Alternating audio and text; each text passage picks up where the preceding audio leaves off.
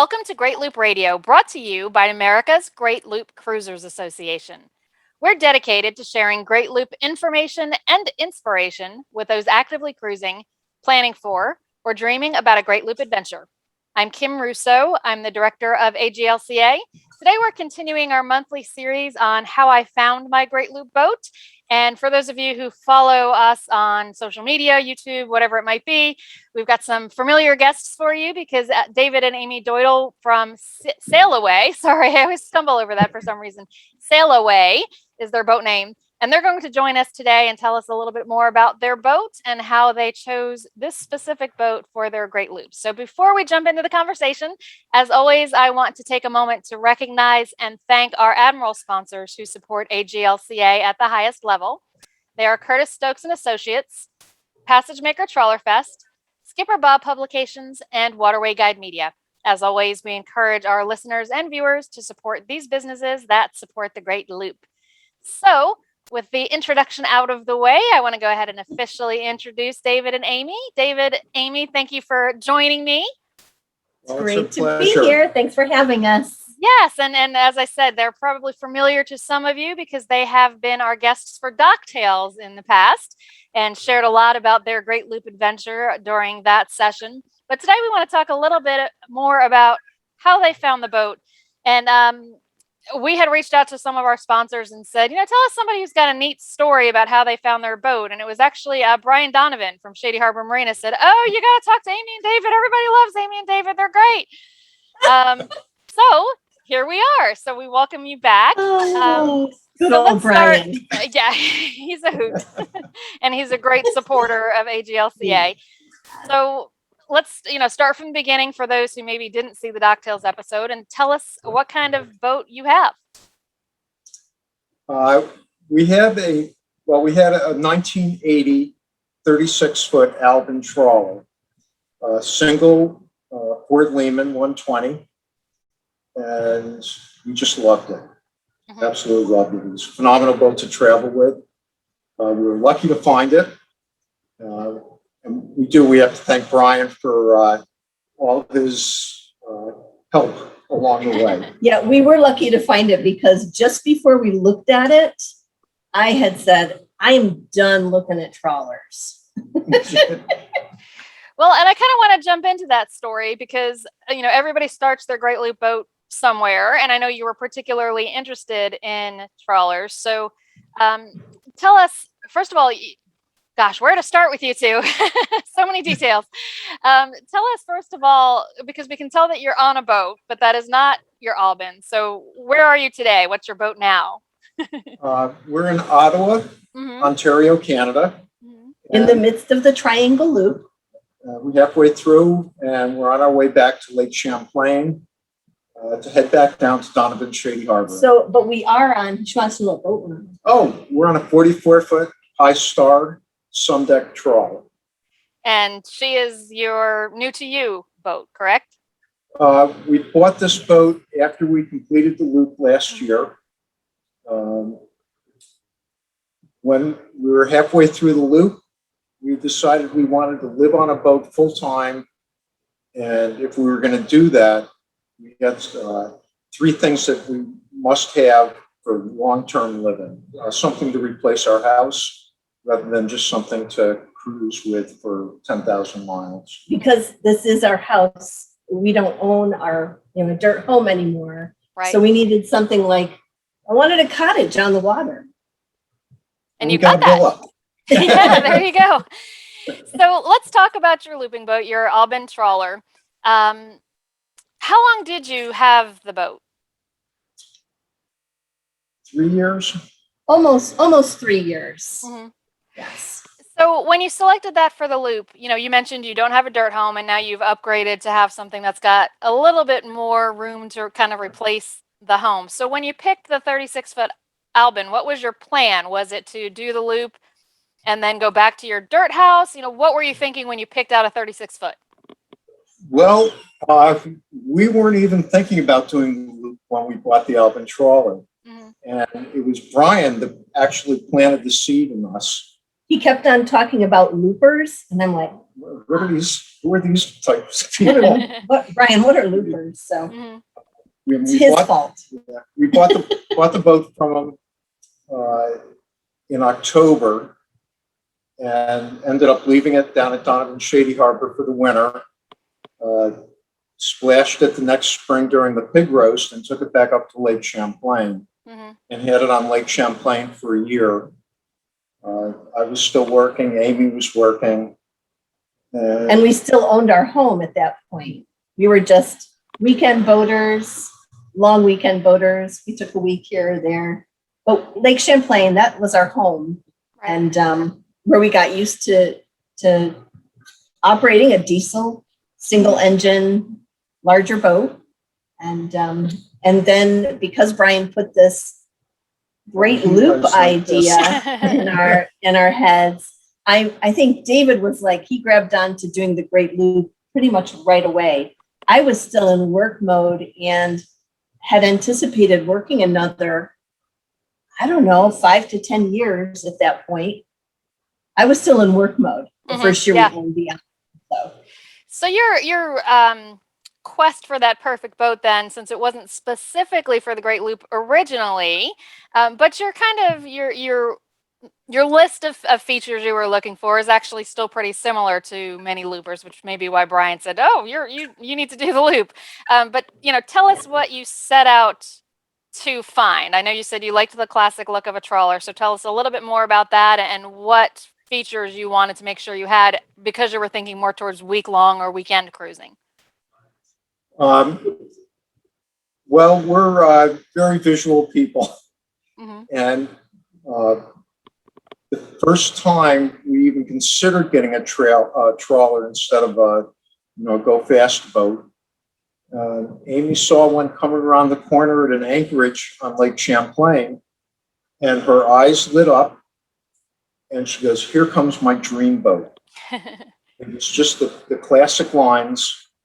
And that happened to be it was a 36 Grand Banks Europa, but that look was a little bit of teak, and I don't know, I just love the lines of it. It looks more it doesn't look like the brand new boats that you see. Just visually like a fishing boat. Yeah, no, absolutely. So what were some of the things in the boat that were important to you? Was the year of the boat? Was it how much maintenance you would have to do? Was it the living quarters? Was it, what kind of, whether it was ready for rough water? What were the kind of cruising that you expected to do that you wanted in your and for Amy's visual taste for a trawler? Okay. Had to look good, and then. So to continue on, when this trawler came around the corner, I started staring at it, and Amy told me not to stare. And so I put my kayak in the water and I went and paddled around the boat.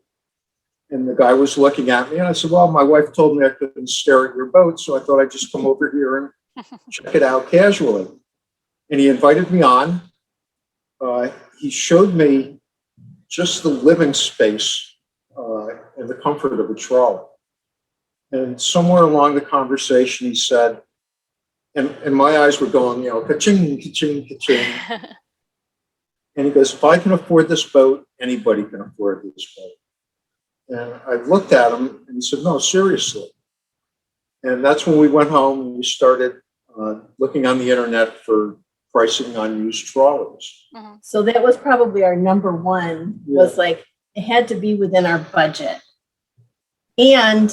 But it also had to be seaworthy. We wanted something that we were going to be safe on as well. Mm-hmm. So those two big priorities, something that fit our budget, which wasn't huge, and something that was seaworthy that we could, trust being in.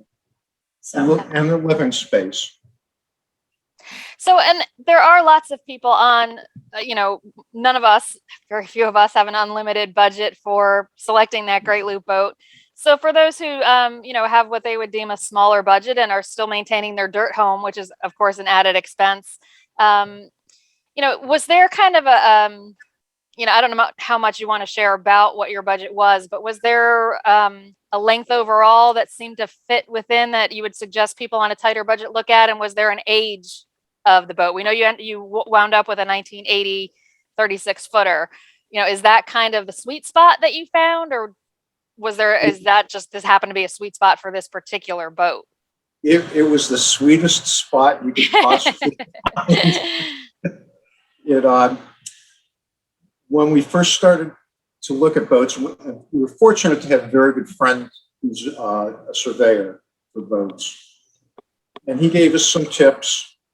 One is, the length of the boat and the size of the boat was going to determine the expenses of the boat. Both lifting it, bottom paint, maintenance, dockage. And he said, that 36 to 38 foot for a couple is, that's the sweet spot. Mm-hmm. So that's where we started looking. And he also told us that the prices of listed boats, don't limit your search to the listed price of the boat. Go 50 to 100% higher. Find the boat that you want, make an offer that you feel comfortable with for that boat, and go from there. Uh-huh. So what was our budget, would you say? Was it about 25? Is that no, I think it was like 30, 35 was, uh-huh. The max. That's what it was. 35 was the max. So we were looking at boats that might have been $60,000. Uh-huh. Even though we weren't going to pay that much for a boat, we knew that. We knew that you can always make an offer, and all they can say is no. Right. And I do want to just remind those listening that this was probably 2016, 2017-ish, around there. Oh, yes. It was before COVID. So it's a little bit of a different boat market now. Yeah. And there certainly are still deals to be had, and there certainly is some negotiation that can be done. But it was a very different market then. And right now the inventory is so low of boats for sale that it really has become a seller's market, where 3, 4, 5 years ago it was a little bit more of a buyer's market. So two of you bought at a great time. And we did, but also, just as an aside, Kim, mm-hmm. We bought this boat, the High Star that we're on now, a year ago in August. And I'll just explain briefly. We saw this boat because it was on my list of boats that we might be interested in, but the price was so low, I thought it's going to be not anything we're interested in. Mm-hmm. But David saw the price. He's like, let's call that one. So we're all over that one. So we called, and it was in great shape. It's just that the owners hadn't been on it in a year. They were in Florida. It was in Boston. It was on the hard, had been on the hard, and the pictures looked pretty nasty. But when we saw it, we made an offer the next day. And then we ended up buying it after a survey. But they upped the price. Well, they did. $20,000 or $1,000. The owners accepted our offer, and as soon as the broker had the signed purchase and sales from both of us, he listed the boat as under contract, pending, sale pending. But he also put the price up $30,000 in case ours fell through. Yeah. He could now be, So we learned that lesson. It's like, if you're even interested, make an offer, because, you always have to go through this. So how long ago you have sold the trawler, correct? The 36 footer. Yes. Yes, we have. And that was a recent thing, I'm guessing, by Amy's happy dance. It was July, right? At the pig roast. There you go. The pig roast. It's a good time. Yep. It is a good time for sure.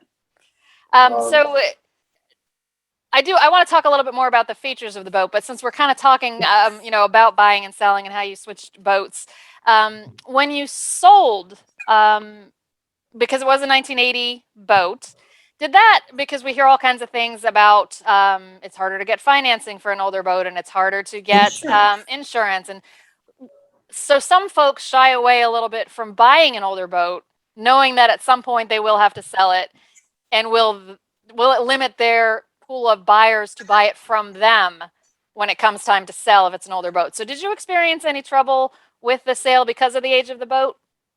No, not for those reasons. Mm-hmm. The family that ended up buying it bought it for cash as is. Mm-hmm. And they were very devious when they made the offer. They texted us with an offer and attached a picture of their 10-year-old daughter sitting at the helm with the biggest grin on her face. He said, "Will you accept this offer?" And it was like, how do you not? Yeah. And they are just, yeah. That was when other people were looking at the boat, though, the insurance, I think could have been a hurdle for some people. Yeah, sure. And there's a lot of factors that go into that, of course. But the older boats in this challenging insurance market, certainly, it's almost one strike against it, and that doesn't necessarily mean you can't get it insured, but it limits the companies who will give the insurance. So when you were first shopping, looking in that sweet spot 36 to 38 foot range, what were some of the things that you wanted to have aboard for living quarters, for comfort on the boat? What were some of your must-haves, and did you get them in the 36-foot Albin? A head, a galley, and a bed. The basics. we weren't very picky. Yeah. Well, and it probably makes a difference that you weren't at that time thinking about looping. So you weren't looking at truly living aboard. You were looking for, weeks at a time. So you did end up looping. And did you find that there were any creature comforts that you wish you had that your boat didn't have because you bought it without that in mind? Well, Amy always wanted a dishwasher. No. We never had one in our house. No, actually, as far as the galley and the Albin, it had an electric stove and an oven and, a small refrigerator that we replaced. That was fine. I think one of the creature comforts that we were looking for that we didn't have on the Albin was a walk-around bed. So the bed is in the aft cabin, and it was up to one side. So, which meant someone's got to crawl over somebody. Right. So, but there are much larger boats that have that same problem. Yeah, I guess so. And it's something I think a lot of folks don't think about until they are actually in the situation of climbing over each other to get it in and out of the bed. So, yeah, I can understand that creature comfort, wanting to have that, and something you're doing long term. So and the bed that we had was perfectly adequate for the time that we had it. Mm-hmm. I knew 5 years from now my knees wouldn't be able to, climb over Amy anymore to get on my side of the bed. So you always are looking towards the future. Right. So when you actually set out to find the boat, again, without the loop in mind, but you were looking for a trawler, you had been told that sweet spot was likely, a 36 to 38 footer. Now, you didn't use a broker. So for those who are out there and are budget conscious and are thinking, where do I start? How do I find the one? Tell us how you found the one. I set out a distance parameter of 500 miles from our home. Mm-hmm. And every boat that popped up that was in that 36-foot, 38-foot range with a diesel engine, I'd go to see 3 boats a weekend and just drive and look at them, go through them, nix them. Mm-hmm. We use mostly like Yacht World or Yacht World, Boat Trader, all the different online sources for used boats. Yeah. Mm-hmm. We did find a boat we bought this from Brian down in Albany, New York, just south of Albany. The weekend prior to that, I looked at a 36-foot Albin out in Sodas Point, New York, on Lake Ontario, just west of Oswego, that the broker had said there was an offer made on the boat that was accepted, but he didn't have a deposit on it yet. So I left a check with a friend of mine in that town and said, take this down to the broker tomorrow in case the check's not in the mail. But the check, that boat was sold. And the people that bought it ended up being good friends of ours, and they're harbor hosts for AGLCA out in St. Joe, St. Michigan. Joe. That's Nice. right. Yeah. So again, a little bit of a different time because you had the luxury of going to different areas and checking different boats. Right now, they're Exactly. selling so fast that that's a challenge for many. And at some point, the pendulum will swing back, and it will be, you know, back to where you can breathe a little bit before you have to go and hop on the boat and see the boat. So having that luxury of the time to, you know, take that 300 to 500 mile radius and look at the boats and your parameters in there. How much time did you spend looking? You know, once you seriously started the search and started getting on boats, how long did it take until you found yours? I'm thinking it was 2 months to find that boat. And well, I'll tell you, I think the stars just aligned for us when we got it. But we were at it, like we were looking full time. We were looking a lot. David was traveling a lot to look at boats, and yeah. But so that for those who are looking, who are on a budget and trying to be very conscious of what they're spending, when you start to look at the older boats, did you have concerns about maintenance issues? And is that something that you feel comfortable handling, so it wasn't, you know, something you were really worried about? We were so dumb and blind. Yeah, we were probably more unconventional than most people doing this. And we weren't thoughtless, but I mean, honestly, when we went out we rode, you know, they took us for a ride on the boat the first time. And, you know, it overheated. We had to shut the boat down. It was pretty much a disaster. But we got back to the dock, and I'm not saying this is the way you should buy a boat. I'm saying this is the way it happened for us. We got back to the dock. You couldn't open the refrigerator because it had swollen. It was old and it had swollen up over the course of years.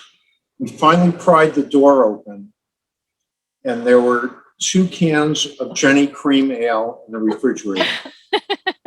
Well, Amy's mom drank Jenny Cream Ale. yeah, She's the only I'm person I know who drank it. that is so strange. I've never seen those beers for like 30 years. And we just looked at each other and looked at Brian and said, you know, Brian, let's go back and start the paperwork.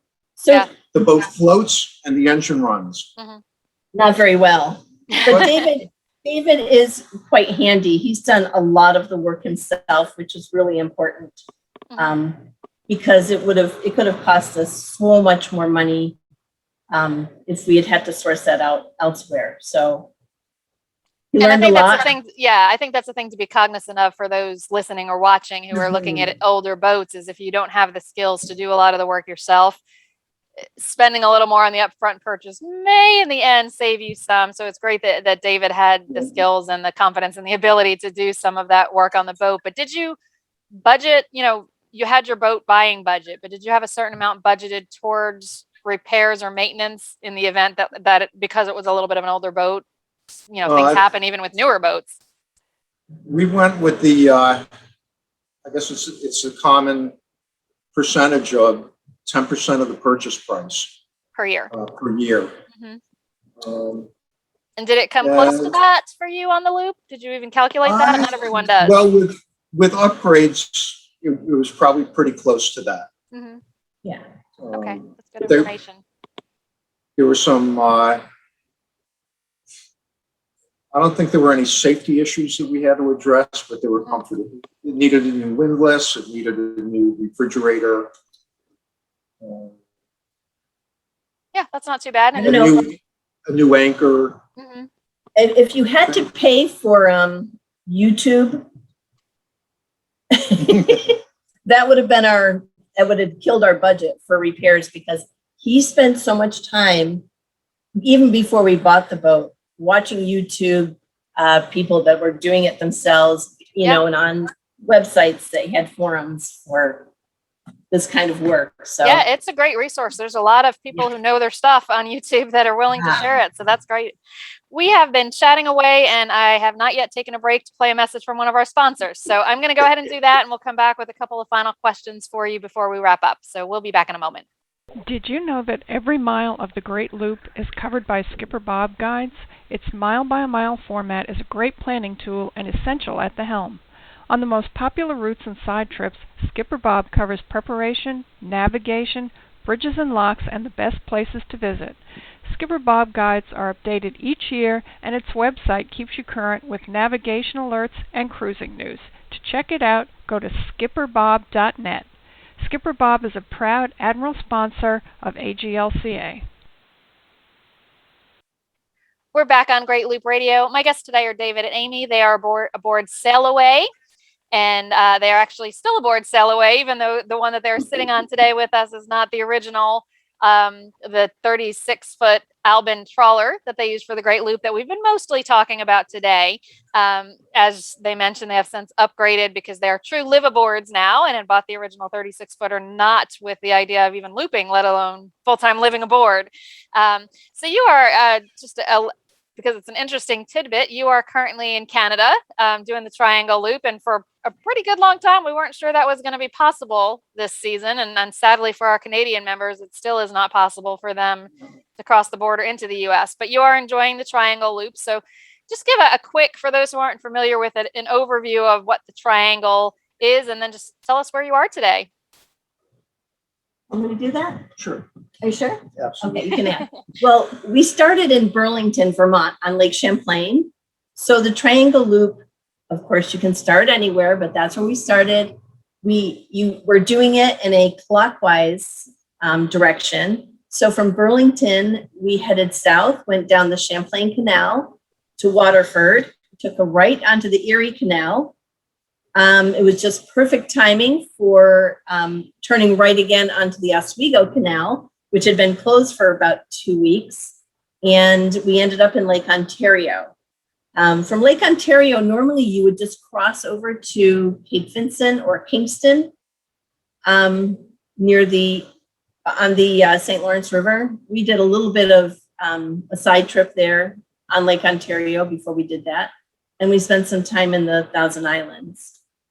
From there, we Then we crossed into Canada at Kingston, actually Gananoque. or Gananoque, and went into Kingston, and you go up the Rideau Canal. Which is beautiful. Just gorgeous. From everything we hear about the Trent Severn, we haven't done that yet. It is just as gorgeous. The quaint towns, the locks, the scenery. And that brings you up to Ottawa, which is the capital of Canada. Where we are right now. And that's at the junction of the Rideau and the Ottawa River. Then you take the Ottawa River to Montreal. Montreal, you go down the St. Lawrence to Sorel, come down the Richelieu River back into Lake Champlain. Yeah. And it's a total of like 49 locks. Yep. It's an amazing Great Loop side trip. Lots of loopers do that either before or after the Great Loop, because you are going through some of the beautiful historic Canadian cities and the Thousand Islands, which is beautiful cruising ground. So I'm so excited that you got to do it this year and that Canada opened kindly their borders for US citizens to come through. The Rideau actually is pretty shallow in some spots. Is that correct? And what do you draw on your new boat? Well, on paper, it says 3.6. We say it's 4 foot. And Parks Canada, which operates the Rideau Canal, they guarantee 5 feet. And we did see some places that, were pushing 5 foot. Our depth meter said, like 4.6, 4.3 in some places, but it was pretty weedy. So it's kind of hard to tell. We never kicked up any mud. We never had any issues, but you must stay in the marked channel for sure. Yeah, definitely a wonderful side trip. But because of the depth, not possible for some looper boats. So that's why whenever we talk about it, I like to talk a little bit about the depth because I don't want somebody to get their heart set on doing that and then start to do their due diligence and find out it's not possible for them. So thanks for sharing. But and this is, you know, this is a 44-foot boat, and it seems kind of big for that waterway, but it was fine. Yeah. And there's also a couple fixed bridges at 22 feet. Yes, good to know. Good to know. Anything about your search for your Great Loop boat, even though at the time you didn't know that's what you were searching for, but anything I haven't asked about that, you know, any advice you would give to somebody who's out there looking now for a boat? Yeah, on the with the older boats, which is what we're looking for. So there's always a lot of gives and takes. I'm not a fan of electronic computerized stuff on boats. So the older boats that have simpler engines, naturally aspirated, you know, it's something that I can fix with a hammer and bale and twine. That's kind of, but that made it a lot easier for us not to have to worry about any of the complicated electronic issues or things that I couldn't fix myself. Yeah, and couldn't again, couldn't afford to pay somebody else to fix. And again, the DIY aspect is huge. You know, kudos to you for having the skills and knowledge to take care of a lot of those things, and it helps to keep things on budget. So that's great information. I think thoughts from you, Amy? From my perspective, I wasn't thinking this so much beforehand. I was, but I didn't understand it. But the Albin had I think it's called a semi-displacement hull, and I don't know, I felt safe in that boat, and that it didn't move a lot in the water when you're standing still.